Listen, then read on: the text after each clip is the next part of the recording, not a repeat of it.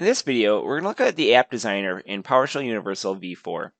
The App Designer allows you to visually create apps inside PowerShell Universal and generate PowerShell scripts from that visual designer. So what I have here is an application, an app that I've created. It's started and running, and if we go take a look at that, you can see that it's real simple. It just has this home text and a button that I can click that pops up a toast when I click it. So in kind of the previous way of creating dashboards, you'd author all this with PowerShell script. And this particular app is actually created via the designer.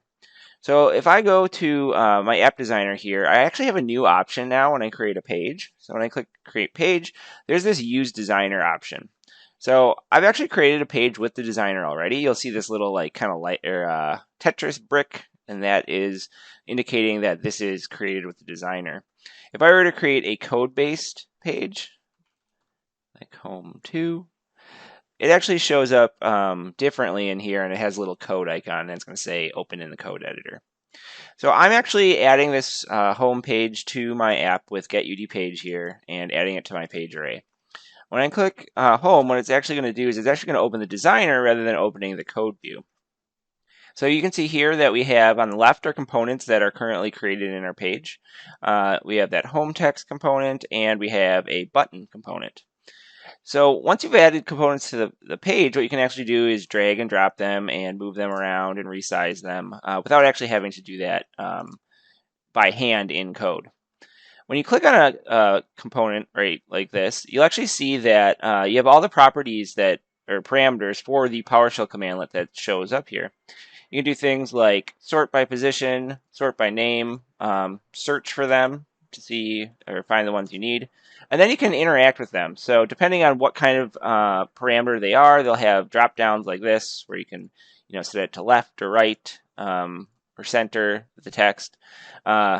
And additionally, you can change the position. So if you don't want to have to drag or drop around, or you want some more fine-grained controls, you can actually click these buttons to move the component around on the screen.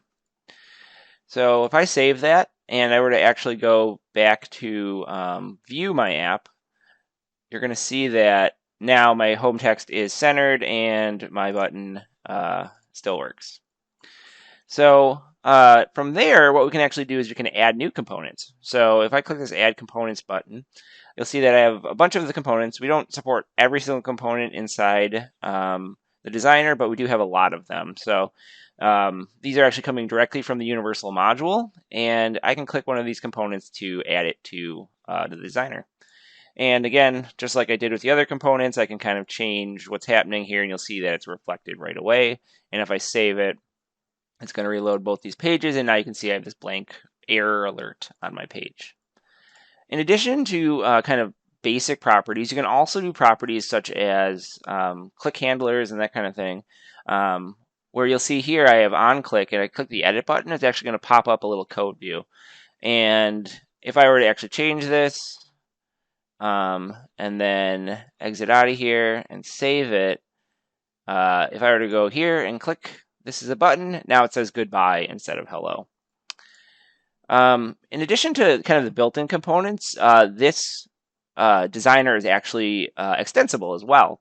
So one thing you can do is you can create your own components based on existing PowerShell components or modules or React components that you may find on the PowerShell gallery.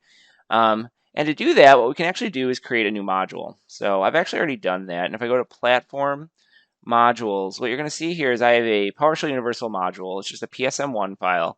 And it's already run module discovery on this and determined that this particular component is exposed from this module. So if I were to actually click the little pencil icon here, you'll see that this is kind of how you expose a function that effectively is a universal dashboard component to the app designer. So there's a couple things to make this work, and those are these attributes up here. So we have the category attribute, which effectively says that this is an app component, and I want it to show up in the component designer. And then you can add a display name and description to your component. In this case, I just made a custom button, and all it does is accept an ID and text. It is also creating a static icon with the user icon. So because I added this into my module and I ran module discovery on it and it found this attribute on my function here, what actually happens is when I click add component, you'll see that the custom button is actually listed here. And underneath each one of these components, it actually is stating which module this is coming from. So this is coming from my custom component module, and my custom button is here. So if I were to actually say add that component, what you'll see is that I get my kind of empty button with the user icon that's statically defined. And when I click on it, you'll see that I have like an ID, and then I have some text that I can enter for this user. So if I were to do something like test, now my custom button has text, and I can click save, and my button's there. I go here, and you can see my custom button is now on my page itself, and you can interact with it and that kind of thing. So that's one way you can kind of extend the Universal App Designer with custom functions and custom components. In addition to kind of what you see here, what's going on behind the scenes is we're actually generating the PowerShell script that would effectively create this page. So if I were to click code view, you're going to get a little rundown of what this looks like. It's just a list of components, and it's a little different than a page that you'd author yourself. You can see it's just a list of components, but there's no formatting or anything like that defined in here.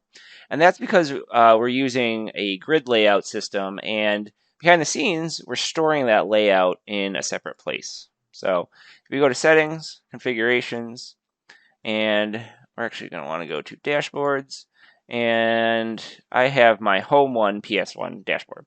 So here you can see that this is the generated code that is very similar to what you would see if you're authoring it yourself. And then we have this additional section here where we have a new UD page layout. And this allows you to lay out the pages, and it generates the layout and stores them as these commandlet calls right here. And you'll see that we have a couple different sizes. So that's referring to screen size. So right now I'm on a large size monitor.